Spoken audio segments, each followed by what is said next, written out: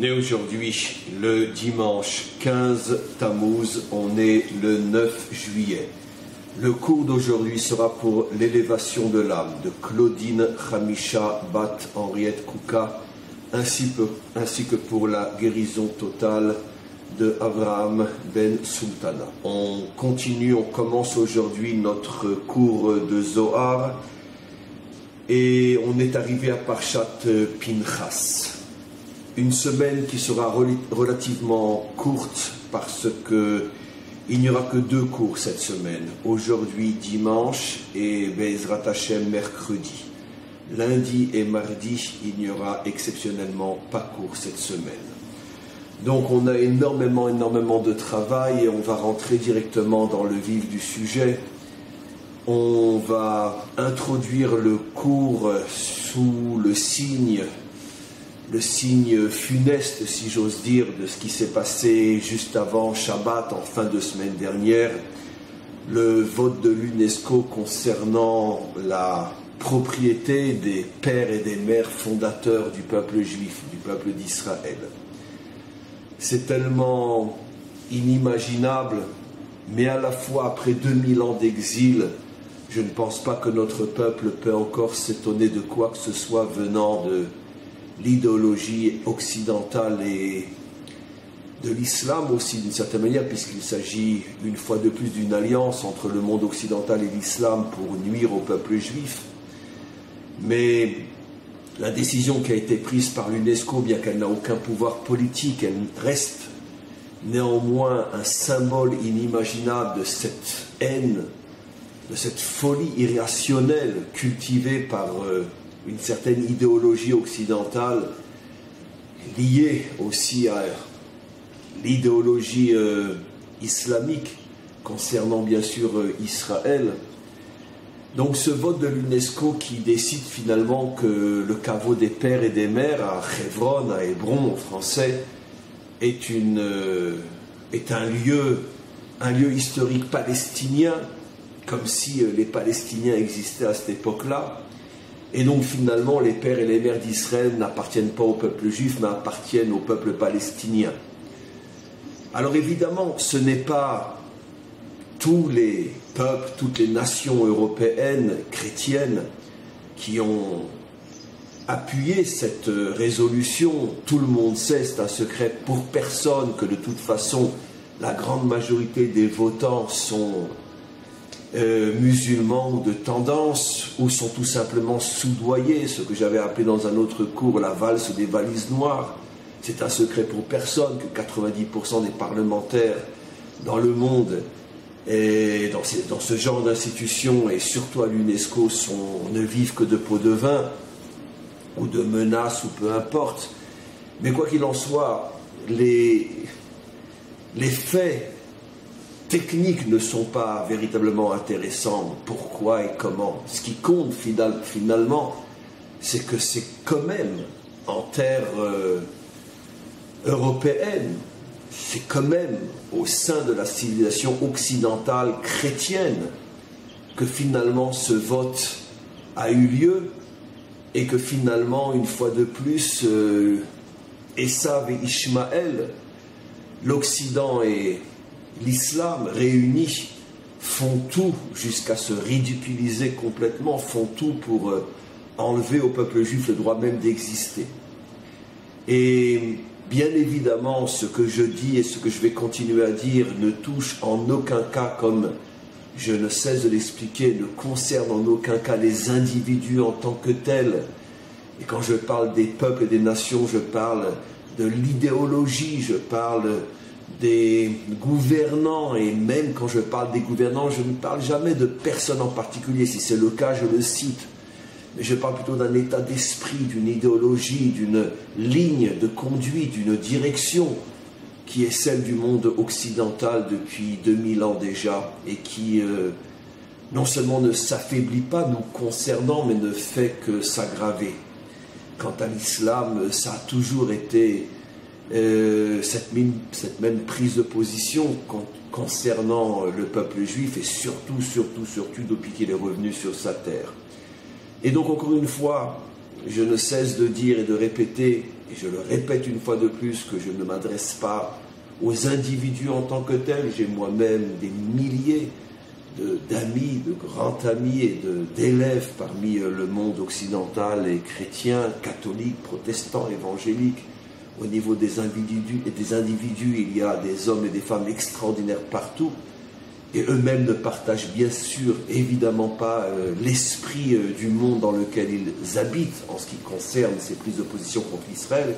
Mais je parle de l'idéologie, et de l'idéologie qui amène à des résolutions aussi inimaginables que celle-là. Ce qui fait finalement, lorsque l'idéologie occidentale accepte de cautionner le fait que les pères et les mères d'Israël n'ont pas créé Israël, mais ont créé le peuple palestinien, ce qui veut dire que finalement, cette résolution détruit tous les fondements même du christianisme. Je ne sais même pas si le monde occidental se rend compte de l'énorme stupidité, pour ne pas dire crétinerie, d'un vote pareil en terre chrétienne, en terre occidentale. Puisque si le peuple juif n'a jamais existé, si le caveau des pères et des mères est une propriété palestinienne, ce qui veut dire que finalement les fondements même du christianisme s'écroulent. Et finalement le christianisme reconnaît, je parle de l'idéologie, de l'esprit dominant dans le monde occidental, le christianisme reconnaît que finalement sa source est palestinienne, donc musulmane. Ce qui veut dire qu'on arrive à une absurdité totale, l'islam aurait existé avant le christianisme. C'est une aberration inimaginable dans leur haine, dans leur aveuglement, dans leur folie de haine contre le peuple juif et Israël. Les nations ne se rendent même plus compte qu'elles se tirent une balle dans la tête. Et j'expliquerai d'une manière très très profonde que finalement eux croient nous porter à nous un préjudice, mais elles ne se rendent même pas compte qu'en cautionnant un vote pareil, elles renforcent l'islam qui de toute façon est en train de bouffer, d'absorber, de détruire, d'anéantir l'Occident chrétien. C'est une question de quelques années encore. Et même si c'est 10, 15, 20 années, mais de toute façon c'est irréversible. Ça veut dire que cette résolution donne du crédit, donne de la force à la plus grande aberration musulmane de l'histoire humaine. Mais qu'est-ce que le caveau des pères a à faire avec les Palestiniens? La mosquée qu'ils ont construite quand nous étions chassés de notre terre est construite sur des pierres juives. Tout celui qui voit la mosquée voit qu'il y a une différence entre la moitié de la construction et le haut. Le haut sont des pierres plus récentes et le bas sont les mêmes pierres qui datent d'il y a 2500 ans, 3000 ans, les mêmes pierres, regardez avec vos yeux, qui ont permis de construire le temple et dont le mur reste un vestige. Et donc c'est la même construction, ils ne se sont même pas fatigués à détruire ce qu'il y avait avant, ils ont simplement rehaussé, construit sous ce que les Juifs eux-mêmes avaient construit à cet endroit-là. C'était à cet endroit-là un lieu de culte juif, et lorsque nous avons été chassés de notre terre, et bien plus tard, après bien sûr les croisades, etc., les musulmans ont détruit le haut de notre édifice, ont construit leur mosquée. Et ça, n'importe quel archéologue peut venir et voir que ce n'est pas les mêmes pierres. Celles d'en haut datent de quelques siècles, celles d'en bas datent de presque 3000 ans. Et donc, et de toute façon, quel est le rapport entre Abraham, Yitzhak et Yaakov et la Palestine, et les Palestiniens, qui sont musulmans? Ça n'a aucun sens, aucun sens. Ça va tout à fait dans l'esprit de la revendication déjà plus ou moins acceptée que le Kotel lui-même, ce que les nations appellent le mur des lamentations, serait les vestiges d'une mosquée. Mais à quel peuple a-t-on osé faire une chose pareille? À quel peuple dans l'histoire a-t-on osé faire une chose pareille? Même les nazis, même l'Allemagne après-guerre n'a pas été humiliée comme le peuple juif est humilié. Rien n'a changé. Comme le disait d'une certaine manière dans un autre esprit Le Pen, le père de Marine, la Shoah c'est une virgule dans l'histoire. Mais je dis exactement la même chose, mais évidemment exactement le contraire. Lui disait une virgule dans le sens ça n'a aucune importance. Moi je dis aussi une virgule dans le sens que c'est comme si ça n'avait jamais existé. Les nations continuent avec le même esprit shoahique le même esprit de haine nazie. Et aujourd'hui, cet esprit de haine nazie a dépassé l'Allemagne nazie de l'époque. C'est l'esprit de tous les gouvernants occidentaux. Parce que même ceux qui ont voté contre et même ceux qui se sont abstenus, s'abstenir c'est pire que de voter pour car c'est le comble de l'hypocrisie. Mais peu importe, même ceux qui ont voté contre n'ont pas d'excuse. Pourquoi? Parce que l'Occident n'aurait jamais dû permettre qu'un tel vote puisse se dérouler sur son territoire, sur sa terre. L'UNESCO accepterait-elle même un débat sur, à savoir si finalement l'Alsace appartient à la France ou à la Lorraine, alors que c'est un débat qui, à la rigueur, pourrait véritablement avoir lieu, car ce n'est pas du tout évident. Est-ce que l'UNESCO accepterait un débat sur l'histoire de la Corse, à qui appartient véritablement la Corse? Tout le monde sait qu'il y a quelques très petits siècles, la Corse a été volée par les Français, sans demander l'avis aux Corses. Est-ce que l'UNESCO accepterait un débat sur la propriété à qui appartient la Martinique et la Guadeloupe, ou je ne sais combien de pays en Afrique? Mais jamais, jamais. Alors que tout ce que je viens de dire est véritablement revendicable. Les Corses auraient le droit de dire « nous ne sommes pas français ». D'ailleurs, ils crèvent tous de le dire, mais ils ne peuvent pas le faire. Etc., etc. Je prends l'exemple de la France, mais tous les pays ont ce genre d'histoire. Le seul pays au monde dont un livre appelé par tous, la Bible sainte, témoigne de son histoire, de ses racines, c'est le seul peuple qui est à ce point humilié par l'idéologie chrétienne et musulmane, par l'idéologie occidentale et musulmane. C'est de la folie. C'est pour ça que je dis que la Shoah est une virgule. Une virgule dans le sens, c'est comme si ça n'avait jamais existé.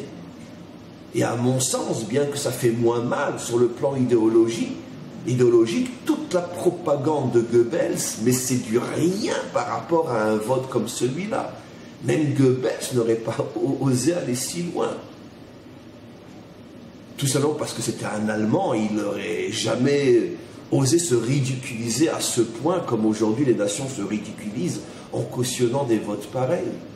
Le mur est musulman, le caveau des pères d'Israël est palestinien. Non mais c'est...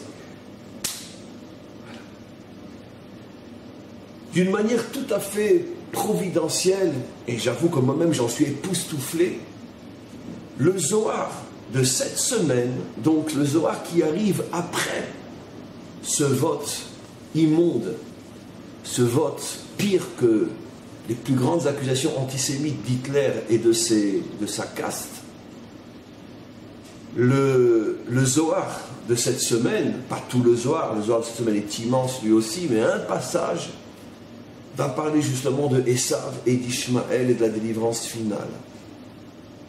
Esav, comme on le sait, est dans notre tradition le nom codé pour parler du monde chrétien et occidental. Et encore une fois, je ne parle pas des chrétiens, je ne parle pas des catholiques, je ne parle pas des milliers d'amis, d'hommes et de femmes que j'ai en France et partout dans le monde.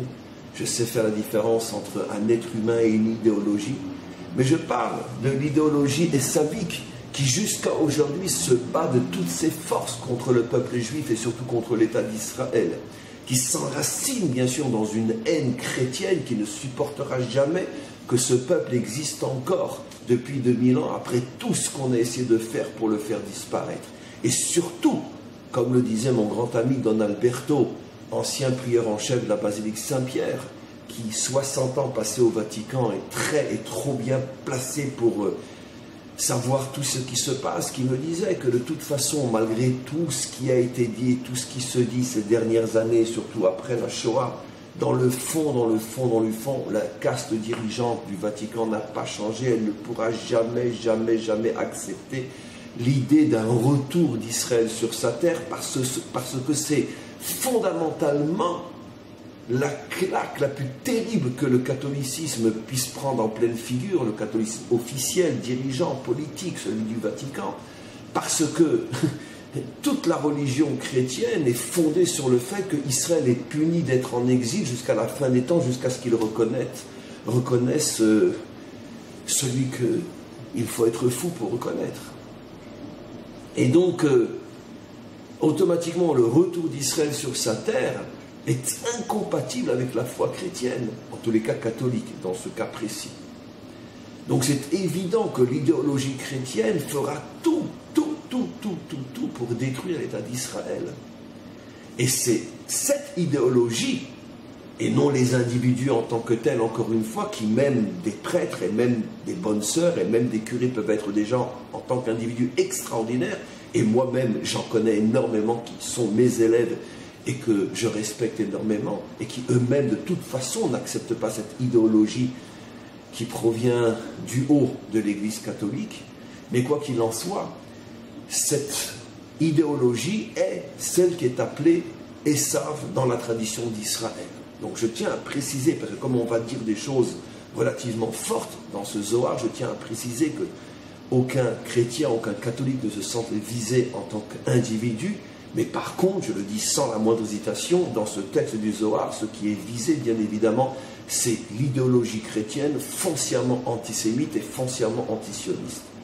De même, Ishmaël va être visé dans ce texte absolument fou, je vous dis encore une fois, quelques jours après la décision de l'UNESCO, un texte dans Parshat Pinchas, la Parsha que nous faisons, que nous lisons cette semaine.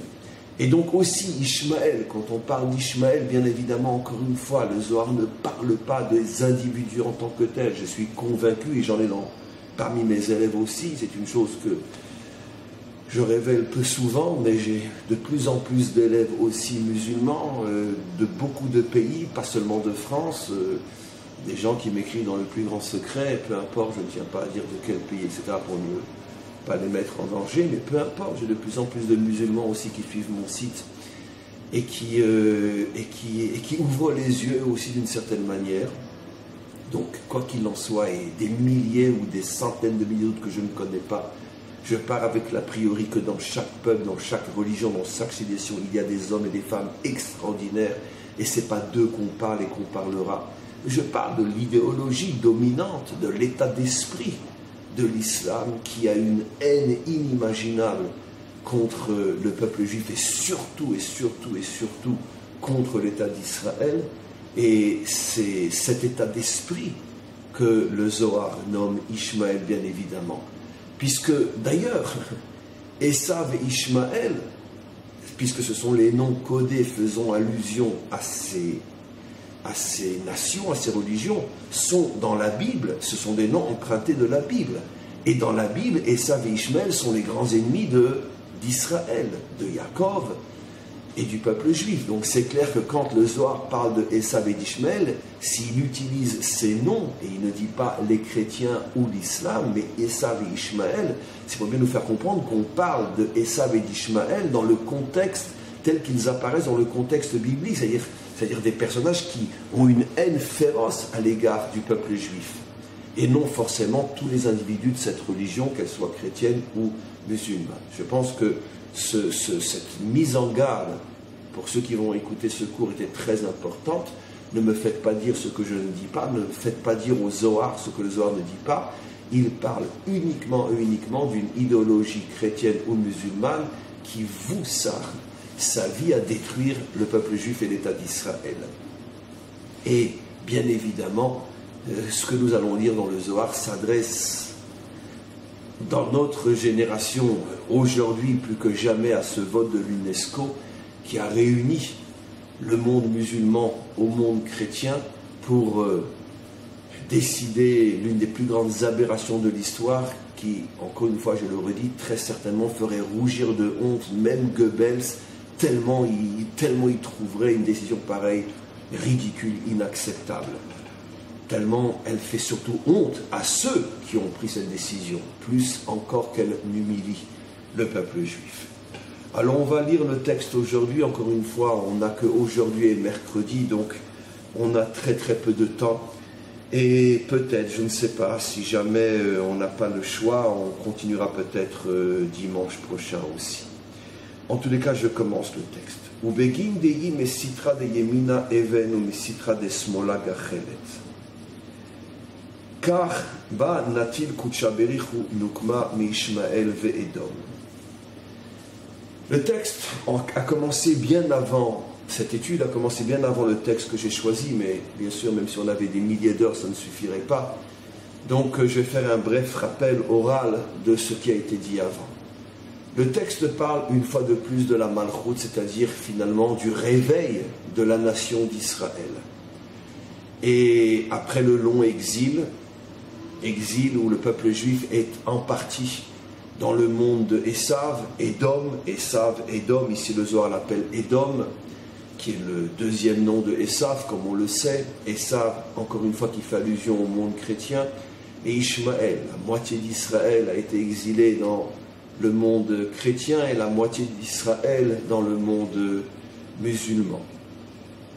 Et dans les territoires qui vont devenir après le monde musulman, puisque l'exil a commencé avant la naissance de Mohammed, mais en tous les cas, dans tous les territoires qui très vite vont devenir le monde musulman. Et bien qu'on verra après, quand on va affiner, que ce n'est pas exactement moitié-moitié, mais pour l'instant, je parle de moitié-moitié. Et donc, lorsque la Malchout se reconstruira, c'est-à-dire lorsque la nation, la royauté dans le sens, l'indépendance d'Israël, royauté dans le sens sortie de l'exil, lorsque la Malchout d'Israël se reconstruira, à ce moment-là, elle prendra le dessus, elle se débarrassera finalement de ses deux pires ennemis pendant presque 2000 ans. 2000 ans pour Édom, Esav, et presque 2000 ans, 1500 ans pour Ishmaël. La Malchout d'Israël prendra une sorte de revanche, dans le sens qu'elle se débarrassera totalement et définitivement de ceux qui l'ont empêché pendant 2000 ans de retourner sur sa terre et de se reconstruire chacune de ces deux religions, chacune de ces deux idéologies, pour des raisons fort différentes, puisque les deux elles-mêmes se haïssent et ne se réunissent que quand il s'agit de redoubler de force pour détruire le peuple juif. Mais quoi qu'il en soit, la Malchout d'Israël, explique le texte, est composée elle-même de deux forces. Une force qui vient de droite, qui est la force du Chesed, une force qui vient de gauche, qui est la force de la Gvura, la force du Din. L'une est appelée pierre, la pierre est vaine, et l'autre est appelée Gachelet, la braise. J'explique, parce que rien que dans la première phrase, il faudrait pratiquement consacrer plusieurs dizaines de cours. Comme on le sait, selon la pensée juive, selon la pensée d'Israël, le monde fondamentalement est créé sur deux principes contraires qu'il va falloir réunir, qu'il va falloir unir afin de trouver le juste équilibre et l'harmonie entre eux. Deux principes contraires qui sont le feu et l'eau, qui sont la droite et la gauche, qui sont le chesed, qu'on va traduire pour l'instant, bien que c'est beaucoup plus compliqué que ça, qu'on va traduire par la bonté, par l'ouverture, et le din, par la rigueur, par la fermeture. Un homme bon, un homme sévère, etc. Ces deux principes vont englober toute la création, comme je l'ai déjà expliqué des milliers de fois. Le jour qui est ouverture, la nuit qui est fermeture, le froid qui est fermeture, le chaud qui est ouverture, etc., etc., etc. Sur le plan politique, les choses sont beaucoup plus complexes que ça, parce qu'on aura tendance à dire que la droite, elle est plutôt au contraire fermeture, et la gauche, elle est plutôt ouverture. C'est vrai vu de l'extérieur, mais tout dépend comment on considère la notion d'ouverture ou de fermeture. Je parle bien sûr, quand je parle de droite, je ne parle pas de fascisme, je ne parle pas de chauvinisme, je ne parle pas de racisme. Mais disons une droite honorable, une droite intelligente, sage et humaine, s'il en existe quelque part dans le monde et s'il en a existé une dans l'histoire. Mais disons qu'au niveau du concept, on pourrait effectivement considérer la droite comme étant fermeture, puisqu'elle ne s'ouvre pas à tout le monde. Mais ça, c'est une question de définition. Moi, je peux considérer, pas moi en tant que moi, mais c'est une manière de parler, que la droite peut être, oui, chesed, dans la mesure où elle se ferme peut-être aux étrangers, mais elle s'ouvre à son propre peuple. Elle est peut-être dure avec les autres, mais elle est bonne avec les siens. Donc tout est une question finalement de définition. Comme je l'ai toujours, mal nommer les choses, c'est ajouter au malheur du monde, disait Camus. Pareil, la gauche se présente comme une ouverture, oui, mais s'ouvrir à des millions de réfugiés et détruire sa propre civilisation, sa propre histoire, Et finalement, changer l'identité de sa propre nation, c'est peut-être un crime. Donc c'est une ouverture pour les uns et c'est une fermeture pour les autres. C'est un enterrement pour les autres.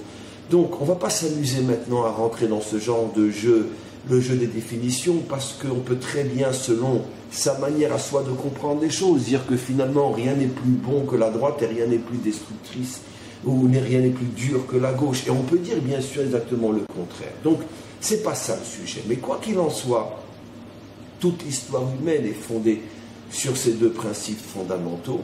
Et le grand problème de l'histoire humaine, c'est que les nations ne sont pratiquement jamais arrivées à trouver l'équilibre entre les deux. Les nations ont toujours fondé leur religion, leur idéologie et leur civilisation sur l'un des deux principes essentiellement, avec accessoirement ou presque pas le deuxième.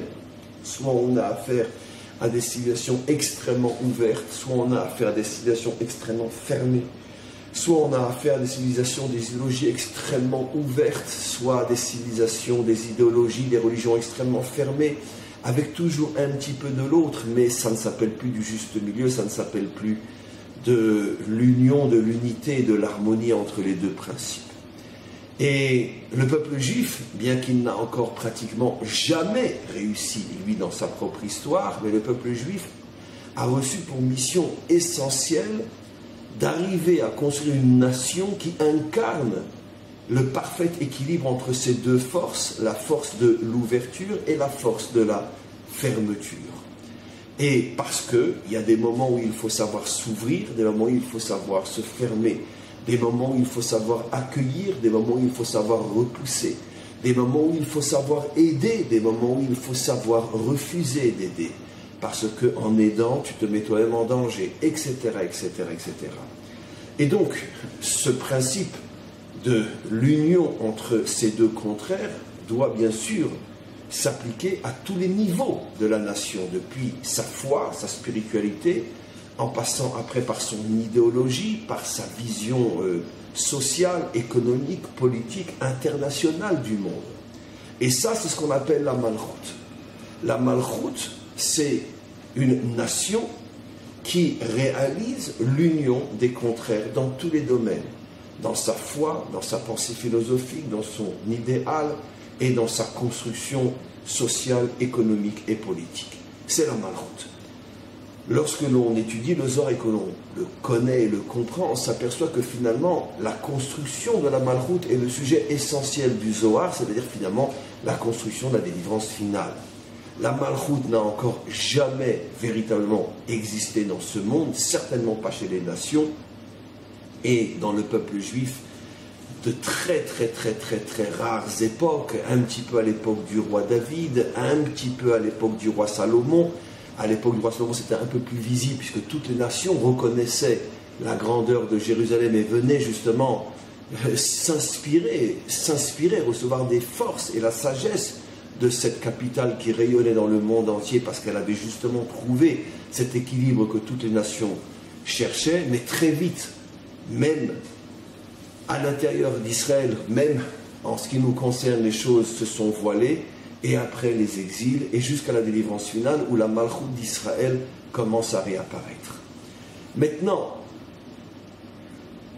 dans le contexte du Zohar, il y a deux grandes civilisations qui incarnent justement l'absolu contraire, c'est-à-dire que l'une et l'autre vont faire un choix unique, un choix exclusif de choisir soit la fermeture, soit l'ouverture.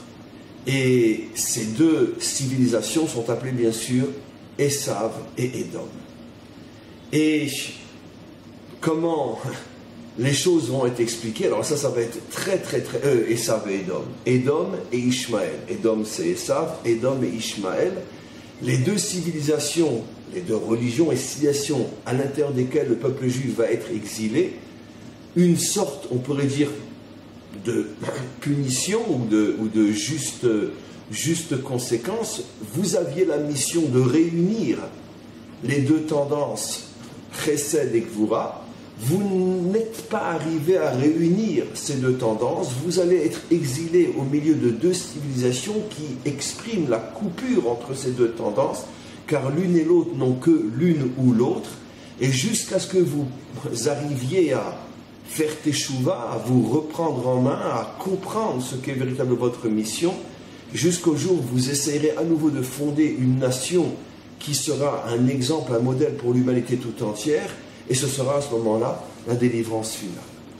Alors, ce qu'il y a de très très très compliqué, comme je l'ai souvent expliqué, c'est l'approche des maîtres d'Israël concernant ces deux civilisations.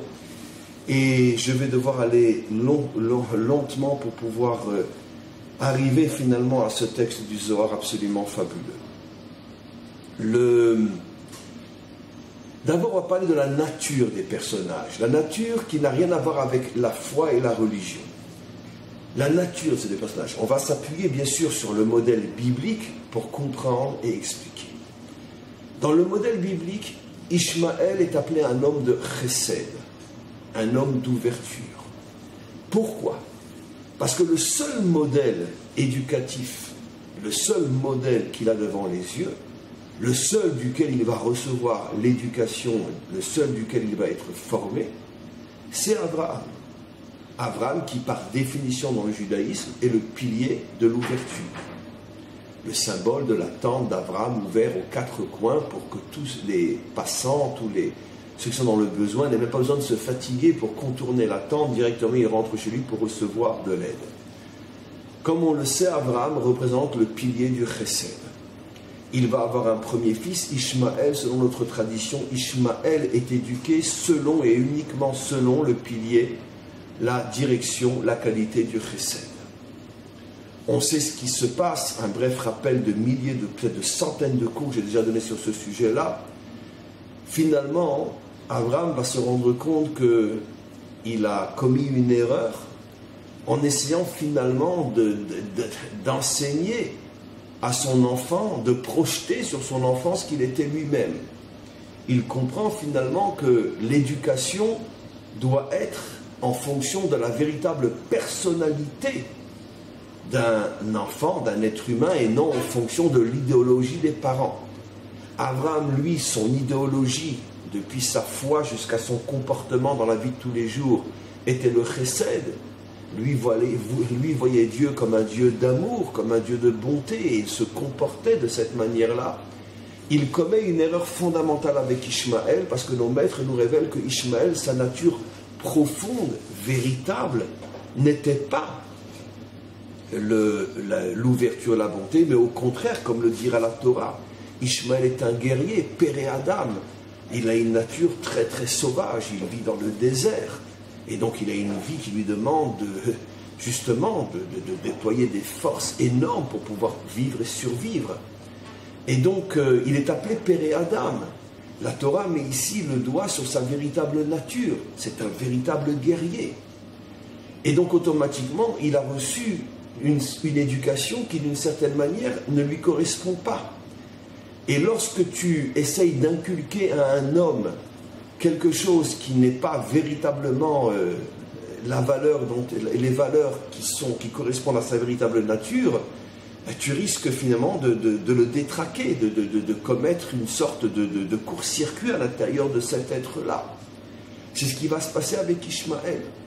Ishmaël ne va pas sortir exactement, je parle de l'Ishmaël biblique, ne va pas sortir comme son père l'espérait, et son père se rend compte que finalement, il s'est trompé, et qu'il n'aurait pas dû ne donner que du chesed à Ishmaël, qui avait besoin d'autre chose. Qu'est-ce qui va se passer dans l'histoire? Quelque chose d'absolument fabuleux. Ishmaël, lorsqu'il va se prendre en main, va faire maintenant exactement le contraire de ce que son père, d'une certaine manière par erreur, avait fait. Il va fonder une religion, je parle maintenant de l'Ishmaël moderne, depuis Mahomet, il va fonder une religion qui est essentiellement fondée sur la rigueur. Je ne dis pas qu'il n'y a pas des notions de chesed, de charité, de bonté dans l'islam, qu'à Dieu ne plaise de dire une chose pareille, mais quoi qu'il en soit, le Coran se présente essentiellement comme un livre de soumission à Allah. La soumission, c'est la rigueur. C'est ce qu'on appelle en hébreu le din, c'est-à-dire la loi, la soumission à la toute-puissance de Allah. Et c'est évident que la religion musulmane, avec toutes les nuances inimaginables qu'il faudra apporter d'un pays à un autre, et surtout entre les sunnites et les chiites, etc., mais c'est clair que l'esprit général de l'islam, c'est la rigueur, c'est la soumission du croyant à Allah. Soumission, c'est le principe de la rigueur, ce n'est pas le principe de l'amour. Et tout le monde sait, et tout le monde voit jusqu'à aujourd'hui, dans les pays où on applique le Coran à la lettre, on décapite, on lapide, etc. Ça veut dire que le Coran ne s'est absolument pas réajusté aux valeurs d'extrême ouverture du monde occidental, qui ne condamne même plus à mort. Donc si en 2017 on peut encore lapider une femme adultère, ou pendre un homosexuel, ou le jeter par la fenêtre, comme c'est le cas en Irak, en Syrie, partout, etc., et en Arabie Saoudite, on jette les homosexuels du haut des immeubles, ne me dites pas que c'est une religion d'amour. Parce que si c'est pour aimer seulement celui qui est comme moi, c'est plus de l'amour, c'est le culte du nombril. Par définition, l'amour, c'est aimer quelqu'un qui n'est pas comme moi. Et justement, ne pas condamner, ne pas faire du mal à quelqu'un qui n'est pas comme moi. Essayer de le convaincre, essayer de le ramener, si on pense qu'on a raison. Mais certainement pas de le jeter du haut d'un 6e étage, et certainement pas de lapider une femme adultère, ou de décapiter, comme on le fait en Arabie Saoudite, un voleur ou je ne sais quoi. Donc, c'est clair, c'est une religion de rigueur. Alors, ce qui est très étonnant, c'est que dans sa religion, Ishmaël va choisir la rigueur, mais d'un autre côté, ce qui est vrai jusqu'à aujourd'hui, dans son vécu, la légende légendaire de Ishmaël qui ouvre sa porte, qui est très généreux, qui invite un étranger à prendre le café chez lui, etc., etc. Et ça reste vrai jusqu'à aujourd'hui, avec bien sûr toutes les nuances que l'histoire a apportées, a transformées, et l'usure même des caractères, comme l'usure de la pierre. Mais quoi qu'il en soit, ça reste vrai que le tempérament musulman est plus chaleureux, plus chaud que ne l'est le tempérament russe, polonais, ukrainien et même français. C'est évident. C'est les grandes fêtes de famille, c'est on s'invite, etc., etc. Donc ce qui est très très très étonnant, c'est que dans son vécu historique, Ishmaël va reprendre les deux choses qu'il avait à l'époque de sa naissance, à l'époque d'Abraham. Il était né avec une nature dure, mais il a été éduqué avec le principe de la bonté. Ça n'a pas marché au niveau de l'Ishmaël biblique. Mais ces deux principes qui sont la bonté d'un côté et la dureté de l'autre, Ishmaël va les garder, mais va les inverser. Il va prendre la bonté que lui a enseignée Abraham, il va la prendre au niveau de son caractère historique, que jusqu'à aujourd'hui, entre eux du moins, dans le monde musulman, il y a une beaucoup plus grande ouverture que dans le monde occidental, les uns avec les autres, on s'invite, on fait de grandes fêtes ensemble, etc. Et surtout les relations dans la famille, etc., etc., etc. Et au niveau de sa religion, il va faire le contraire de ce que Abraham lui a enseigné. Il va construire une religion qui correspond à sa nature première, qui était la rigueur, Père Adam, un véritable guerrier. En vérité, la traduction de Père Adam, c'est sauvage, en le sens dur. Donc, il va faire de sa religion une religion dure, il va faire de sa nature une nature plus ouverte, alors qu'au départ, il était tout le contraire. Il était né avec une nature fermée, guerrière, il a reçu une religion, une éducation d'ouverture, et dans l'histoire, il va faire tout le contraire. C'est extraordinaire, je pourrais développer ce sujet pendant des millénaires. Mais bon, on n'a pas le temps. Voyons maintenant ce qui se passe chez Esav. Esav, c'est d'une certaine manière tout le contraire. Esav naît, et là aussi, ce que je dis, c'est une nouveauté même pour des milliers de juifs qui étudient la Torah et qui jusqu'à aujourd'hui n'ont pas encore compris les choses juste comme je l'explique maintenant. Esav, dans sa nature, naît avec une nature très tendre, très amour. C'est la raison pour laquelle nos maîtres nous disent que Esav avait pris pour modèle lui aussi Abraham. Et c'était son modèle, c'était son inspiration. Le jour où Abraham meurt, son grand-père, donc, c'est à ce moment-là qu'il lâche tout. Il a perdu tous ses points de repère. Il n'arrive plus. Il a besoin de ce modèle qui est Abraham. Et c'est à ce moment-là qu'il lâche tout. Et qu'il va, d'une certaine manière, par dépit, sombrer dans le contraire. Il va devenir justement un homme des champs, un guerrier, etc. Comme, vous savez, on dit toujours que la haine vient après l'amour. Quand on a essayé d'aimer quelqu'un et qu'on est trahi dans son amour, on le haït. Et la haine est d'autant plus forte que l'amour était puissant. Esav était un homme qui avait tellement besoin d'amour que lorsqu'il va perdre sa référence de l'amour, finalement, il va aller vers le contraire. Mais il naît avec une nature tendre. Ce besoin d'amour est d'autant plus fort que n'oublions pas qu'il n'a pas de mère, en ce sens que même s'il est né de Rivka, très jeune, le repoussera d'une certaine manière et ne s'occupera essentiellement que de Yaakov.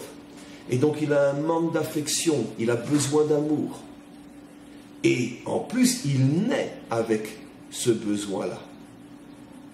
Maintenant, d'un autre côté, l'idéologie qu'il va recevoir est tout le contraire, l'idéologie du din, de la rigueur, par son père Yitzhak, qui est le seul qui s'occupe vraiment de lui. Car revenons maintenant en arrière à Abraham. Le jour où Abraham s'est rendu compte qu'il n'aurait pas dû transmettre que le chesed à Ishmaël, son deuxième fils, Yitzhak, il va lui transmettre le contraire de sa propre nature. Lui, Abraham, a une nature de chesed, mais il va surtout éduquer Yitzhak selon la direction de la rigueur. Et donc Yitzhak va devenir un homme de rigueur. Et c'est ce qu'il a reçu de son père qu'il va transmettre donc à son fils. Et là, on assiste à la même chose qu'Ishmaël, mais à l'envers. Ishmaël était un homme qui avait une nature dure et qui a reçu une éducation de bonté. Esav est un tendre qui reçoit une éducation de dureté. Et paf, ça pète à nouveau. Surtout, ça pète le jour où, tant qu'il recevait l'éducation dure de son père, mais qu'il avait toujours le modèle d'Abraham, le grand-père, qui le prenait après les leçons et qui lui montrait un autre visage, etc. Bon, ça lui permettait de tenir. Il recevait de la tendresse de son grand-père. Mais une fois que son grand-père disparaît et qu'il est entièrement entre les mains de son père Yitzhak, qui est dur dans son éducation, et sa mère qui pratiquement ne lui parle pas, il explose. Il explose et il s'en va. Et il va faire exactement le contraire de ce qu'il a reçu, exactement comme Ishmaël. C'est absolument incroyable ce que j'explique dans ce cours. Absolument incroyable. Et bref, qu'est-ce qu'il va faire? Il va faire un inversement lui aussi comme Ishmaël a fait. Sa nature qui était tendre, il va en faire sa religion, la religion de l'amour, qui va devenir dans l'histoire le christianisme. Et l'éducation dure qu'il a reçue, il va en faire d'une certaine manière son vécu. Le monde occidental, qui pendant des siècles et des siècles et des siècles, est le monde dur, le monde des païens, le monde des Germains, le monde des Gaulois, l'Europe a été pendant très très longtemps guerrière, dans le sens le plus cruel du terme. Et même jusqu'à aujourd'hui, même après toutes les ouvertures, après la Révolution française, etc., prenons l'exemple des Américains. Les Américains ont fondé une civilisation qui est une civilisation de liberté, d'ouverture, de l'errance, mais quand ils partent en guerre, mieux vaut pas se trouver devant eux. La guerre du Vietnam, où ils envoient des bombes au napalm sur des villages remplis de femmes et d'enfants, et jusqu'à aujourd'hui, quand les Américains envoient une bombe, ils se foutent royalement de savoir s'il y a des civils ou pas des civils, que ce soit en Syrie, en Irak, en Afghanistan, etc. Et puis bon, après, quand ils disent oui, bon, il y a une erreur, évidemment, il n'y a que nous, les Israéliens, qui n'auront pas le droit de faire des erreurs. Mais peu importe, c'est sûr, quand les Américains font la guerre, ils font la guerre. Ça reste, quoi qu'il en soit, des cow-boys, dans le vrai sens du terme. Et jusqu'à pas il y a si longtemps que ça, les cow-boys. Ça veut dire les cow-boys, ils venaient d'Europe. C'était donc, la nature occidentale, quoi qu'il en soit, est une nature dure. Mais sa religion est une religion d'amour. Chez l'Europe de l'Ouest et les Américains, ça se voit un peu moins, mais si on parle maintenant de l'Europe de l'Est, le tempérament russe, ukrainien, polonais, c'est clair, c'est des durs, des vrais durs. Et plus, ils vivent dans le froid. C'est des durs, des vrais durs. Donc, Esav va faire comme Ishmaël, mais le contraire. il avait une nature tendre, il reçoit une religion dure, il va tout transformer, il va se créer une nature dure et une religion tendre. Ishmaël, je reviens, il avait une nature dure, il reçoit une religion tendre, il va faire tout le contraire, il va adopter une religion dure et une nature plus tendre que celle d'Ésav. Ce qui veut dire que la conclusion de tout ce que j'ai expliqué, dans leur nature, aujourd'hui, sur le plan historique, aujourd'hui, depuis que l'histoire a commencé, après les modèles bibliques, la civilisation occidentale, c'est un tempérament dur avec une religion d'amour. La civilisation musulmane, c'est un tempérament plus ouvert avec une religion extrêmement sévère. Et, encore une fois, le contraire de ce que l'un et l'autre ont reçu de leur père à l'époque biblique. Pour l'un, le père était Abraham, pour l'autre, le père était Yitzhak. Alors évidemment, sur ces principes fondamentaux que j'explique, il y a à apporter des milliards de nuances selon les individus, selon les époques, selon les pays, etc. et selon le type de christianisme ou le type d'islam, mais très schématiquement, ça reste fondamentalement vrai. Alors, la Malchoute d'Israël a été détruite, Israël a été éparpillé au milieu de ces deux civilisations qui, d'une certaine manière, portent en elles une contradiction. La partie d'Israël qui a été exilée au milieu de Esav se retrouve en face de populations qui, dans leur vécu, sont extrêmement dures, mais qui ne parlent, au niveau de leur foi et de leur idéal, que d'amour. La religion de l'amour, et puis après, la civilisation occidentale qui est fondée essentiellement, surtout aujourd'hui, sur l'ouverture, la tolérance, liberté, égalité, fraternité, qui est en vérité la traduction politique de l'Évangile. Comme je dis toujours, le monde occidental et ses valeurs est l'enfant direct et légitime du christianisme. Tu aimeras ton prochain comme toi-même est devenu dans le langage politique liberté, égalité, fraternité. Et toutes sortes d'autres principes qui gèrent le monde occidental aujourd'hui. Donc, d'un côté, le peuple juif se trouve dans un milieu occidental, essavique, d'un tempérament très dur, mais d'une foi qui ne parle que d'amour. D'un autre côté, l'autre partie d'Israël qui est exilée dans les territoires qui deviennent par la suite musulmans, se retrouve en face d'une population qui, dans le vécu, est plus tendre que ne le sont les Européens, mais qui a une religion extrêmement sévère et extrêmement rigoureuse. Donc chacun finalement se retrouve dans une sorte de paradoxe schizophrénique où les populations sont effectivement schizophrènes dans la mesure où elles sont à l'extrême opposé dans leur vécu et dans leur foi, que ce soit chez Ishmaël, que ce soit chez Esav. Pourquoi le maître du monde, justement, met Israël en face de cette schizophrénie historique pour l'obliger justement à prendre conscience des dégâts causés par la séparation entre ces deux valeurs et pour obliger Israël, s'il veut s'en sortir, à reconstruire l'unité à l'intérieur de ces deux valeurs de manière à se guérir lui-même et de guérir le monde de sa schizophrénie. Parce que d'un côté, les croisés, à titre d'exemple, ne parlent que du Dieu d'amour, mais violent, pillent, brûlent vivants et massacrent tout ce qui est sur leur passage depuis Paris, enfin, Lutèce à l'époque, je crois, peut-être c'était déjà Paris, Lutèce jusqu'à Jérusalem. Et donc, c'est la schizophrénie pure et totale. Mais quoi qu'il en soit, Israël, s'il veut s'en sortir, est obligé donc de reconstruire sa propre malchoute, qui est justement donc de reconstruire une identité dans laquelle il y a une unité, une harmonie entre le principe de gauche et le principe de droite, le principe de dureté et le principe d'ouverture. Voilà globalement, si vous voulez, la préparation à ce texte magnifique, qu'on va bien sûr terminer de lire aujourd'hui encore et surtout continuer d'expliquer mercredi. Et donc, ces deux aspects qui sont le côté droit et le côté gauche, le côté d'ouverture et le côté de fermeture, sont appelés dans les codes du Zohar, une pierre, un caillou, et une braise.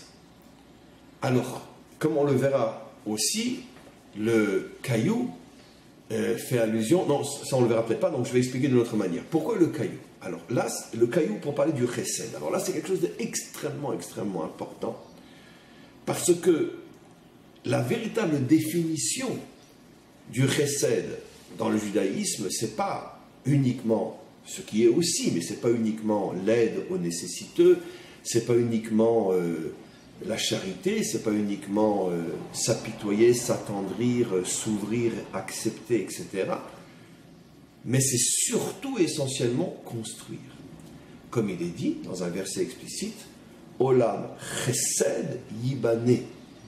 Si tu veux un monde de chesed, il faut que tu le construises, il faut que tu sois un constructeur. Yibane qui veut dire binyan, construire. Et nos maîtres expliquent que le plus haut niveau de chesed, c'est construire le monde. Et nos maîtres donnent toujours cet exemple extraordinaire qui est l'une des valeurs les plus, on pourrait dire, les plus représentatives de la morale juive. Nos maîtres disent, lorsque tu as un pauvre en face de toi qui te demande à manger, le plus grand bien que tu peux lui faire, c'est de lui apprendre un métier, plus que de le nourrir tous les jours. Parce que même si tu décides de le nourrir tous les jours, et même gracieusement, tu ne sortiras jamais de son état d'être demandeur, d'être dépendant, donc tu ne l'as pas construit. Mais si, même s'il ne manque de rien, parce que tu es très riche et que tu l'aides tous les jours, mais d'un autre côté, tous les jours, il a besoin de toi. Donc il reste finalement un pauvre aidé, mais un pauvre toute sa vie. Mais si tu lui apprends un métier, c'est peut-être lui un jour qui aidera d'autres personnes. Peut-être qu'il va devenir millionnaire. Et peut-être qu'avec cet argent, il va faire un bien inimaginable. En tout cas, quoi qu'il en soit, si tu lui apprends un métier, tu l'auras lui construit.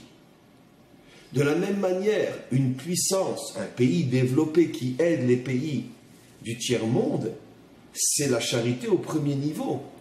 Mais la vraie charité, c'est d'aider le tiers-monde à s'affranchir de l'aide des pays développés et qu'ils deviennent eux-mêmes des puissances et pourquoi pas des superpuissances. Donc c'est ça le vrai principe du chesed.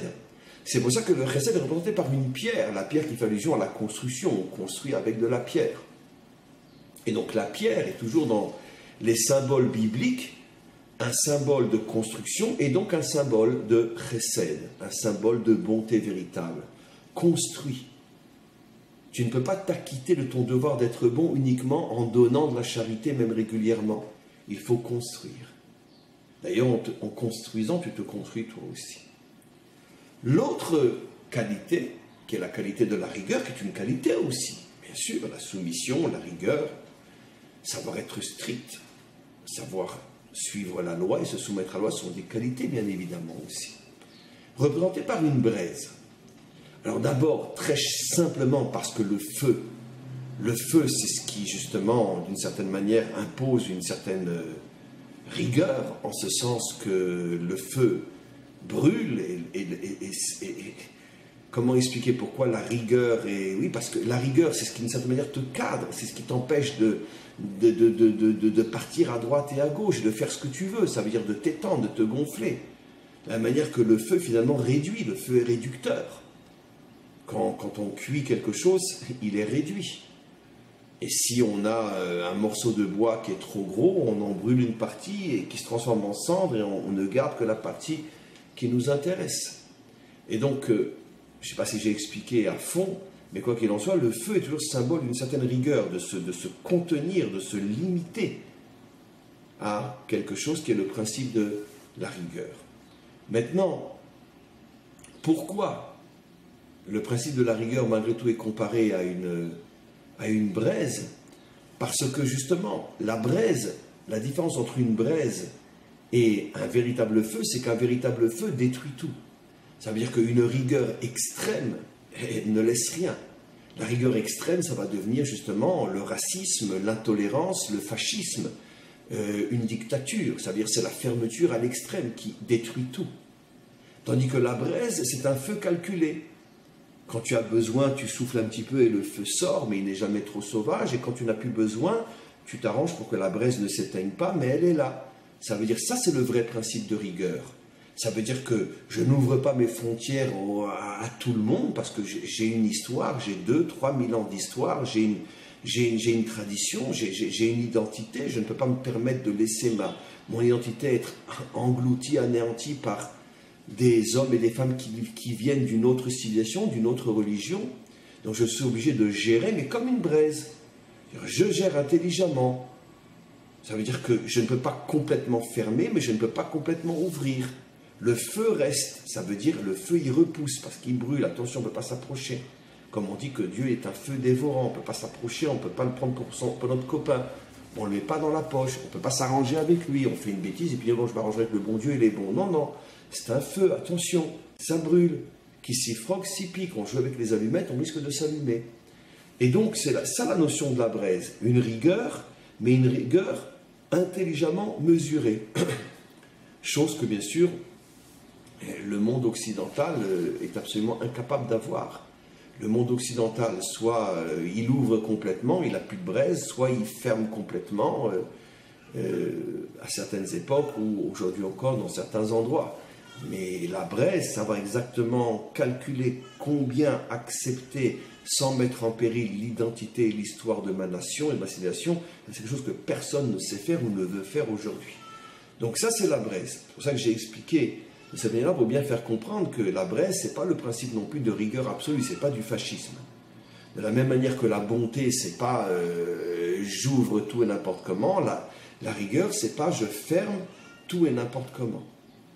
Donc dans les deux cas, il y a malgré tout une certaine sagesse, et le but est bien sûr de réunir la braise à la pierre, c'est-à-dire de savoir quand il faut construire et quand il faut se retenir. Alors maintenant, ce que l'on va voir, c'est que ces deux civilisations, Édom et Ishmaël, ont pris chacune séparément l'un de ces deux concepts avec le refus total de l'autre. Et c'est ce qu'on va lire maintenant. Alors, je reprends ce texte. « Ubegin dei vesitra de yemina even » à la droite, tu trouves la pierre. Mais sitra d'ismola, à la gauche, qui est toujours dans les codes du Zohar, la rigueur, tu trouves la braise. Et lorsque ces deux concepts seront réunis, le maître du monde pourra enfin libérer Israël de tous les malheurs qu'il a subis en étant soumis à Édom et Ishmaël. Deinun ishin nuchin, parce que Édom et Ishmaël, lorsqu'ils sont exclusivement ou l'une qualité ou l'autre, deviennent soit un feu destructeur, soit maïm zedonim, soit des eaux destructrices. C'est-à-dire, le Zohar explique, la civilisation édomique est comparée à un feu destructeur, la civilisation d'Ishmaël est comparée à des eaux destructrices. Alors là aussi, c'est un petit peu compliqué, on va expliquer. Le feu et l'eau sont aussi deux symboles très connus dans la tradition d'Israël représentant la rigueur, le feu et la bonté, l'eau, puisque l'eau c'est la vie. Il n'y a pas de vie sans eau. Et donc, puisque comme on le sait, les deux principes Chesed et Gvura ont été séparés dans ces deux civilisations, comment et où se retrouvent-ils? Édom va incarner le principe de la rigueur, le feu, mais un feu qui détruit puisqu'il refuse de s'unir à son contraire.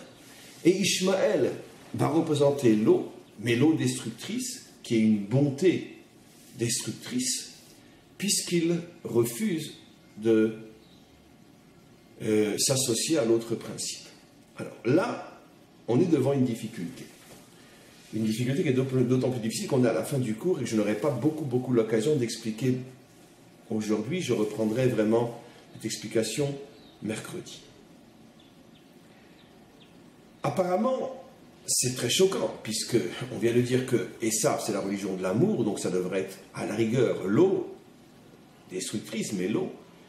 Et le Coran, l'islam radical, à plus forte raison, c'est la dureté, ça aurait dû être le feu qui dévore. Or, le Zohar dit tout le contraire. Alors évidemment, pourquoi le Zohar dit tout le contraire? Parce que le Zohar ici va parler de quelque chose d'absolument incroyable. Il ne va pas parler des religions, mais il va parler des natures. Qu'est-ce qu'on a expliqué? La religion des sables et la religion de l'amour, c'est vrai, donc de l'eau, la bonté. Mais sa nature réelle, profonde, la civilisation occidentale, une civilisation qui est dure, feu.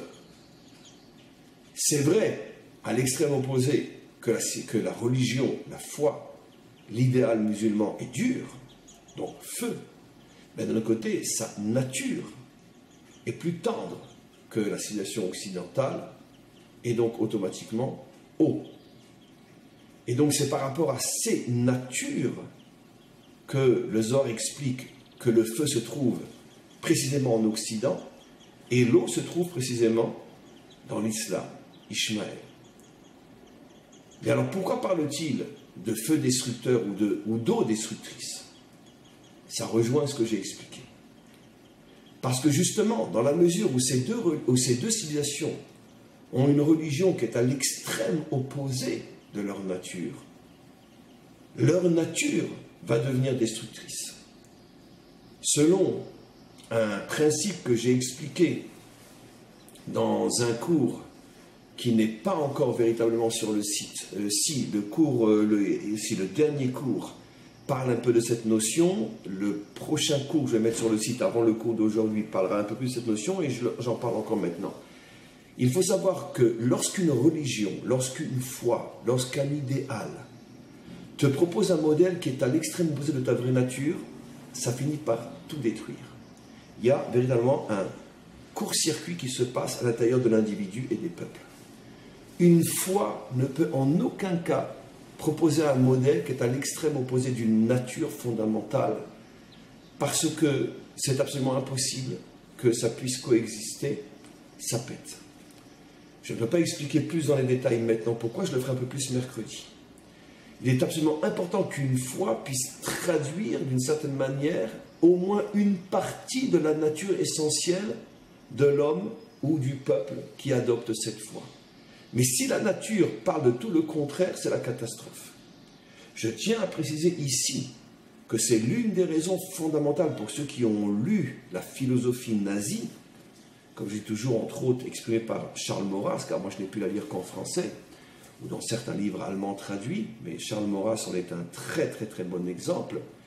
La philosophie nazie était justement la remise en cause totale de la religion judéo-chrétienne, qu'elle accusait d'avoir détruit la véritable nature de l'homme occidental, qui est avant tout un guerrier, un homme dur, un homme sauvage. C'est pratiquement mot à mot les écrits de Charles Maurras.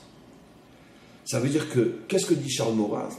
Cette religion chrétienne d'origine juive nous a dénaturés, nous a détruits, et de là la haine du juif, comme étant celui qui finalement a exporté en Occident, comme si nous on en était responsable. On aurait souhaité que jamais ça ne soit fait. Si à la rigueur, ceux qui auraient dû être dans les camps, c'était plutôt les chrétiens et pas les juifs, si déjà. Mais bon, comme on le sait, quoi qu'il en soit, même si c'est tout le monde qui a tort, c'est toujours les juifs qui payent pour tous. Mais ça, c'est pas le sujet. Mais quoi qu'il en soit, qu'est-ce que dit Charles Maurras? Que cette religion judéo-chrétienne a dénaturé l'homme occidental, qui est dans son essence profonde un guerrier. Et donc, il voulait se débarrasser de tout ce qui représente cette morale judéo-chrétienne, pour créer un homme qui n'a peur de rien, qui peut très bien étrangler un bébé devant sa mère, et que non, parce qu'il retrouve sa vraie nature, la nature qui a été refoulée pendant des millénaires à cause de la religion judéo-chrétienne, selon bien sûr l'approche de Charles Maurras. Il y a un petit peu de vrai dans ce qu'il dit, pas de vrai dans le sens que ça justifie le crime, mais de vrai dans le sens que ça explique cette déstabilisation totale, cette schizophrénie de l'Occident, qui ne sait plus qui il est, où il va, et qui aujourd'hui justement souffre d'une perte d'identité comme jamais dans l'histoire des civilisations.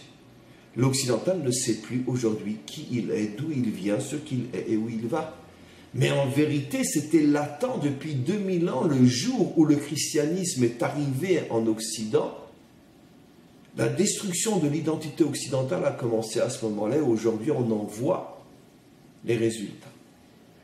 Ce que je dis en quelques phrases pourrait être véritablement le sujet de centaines de livres de psychologie ou d'histoire ou de sociologie, mais c'est le fondement même de toute l'histoire de l'Occident que j'explique ici en quelques phrases. Et surtout l'explication de ce qui se passe aujourd'hui, pourquoi le monde occidental ne sait plus qui il est. Dans tous les domaines, dans le domaine des mœurs, dans le domaine de la famille, dans le domaine politique, social, économique, il ne sait plus. Le jour où le christianisme est arrivé en Occident, la fin de l'Occident a commencé. Parce que la religion d'amour ne pouvait en aucun cas convenir à un peuple, à des peuples foncièrement durs et guerriers. Je continue maintenant. Et je termine. En ce qui concerne Ishmaël, c'est exactement le contraire. Une religion dure, dans une population qui est, d'une certaine manière, tendre dans son vécu au jour le jour, ça a créé aussi une schizophrénie qui a des retombées inimaginables. Ça veut dire que finalement la nature va devenir monstrueuse. Ça veut dire que finalement, cette nature dure de l'Occident va réagir à sa religion en faisant sortir un feu dévorant, et la nature tendre de l'islam va réagir à sa religion dure en faisant sortir un tsunami des eaux destructrices. Ça veut dire que c'est le résultat de civilisations schizophrènes, où c'est exactement le contraire qui va se produire. Et bien évidemment, ce feu dévorant et ce tsunami, dirigé contre qui? Bien évidemment, contre Israël, d'où, encore une fois, à titre d'exemple, le vote de l'UNESCO.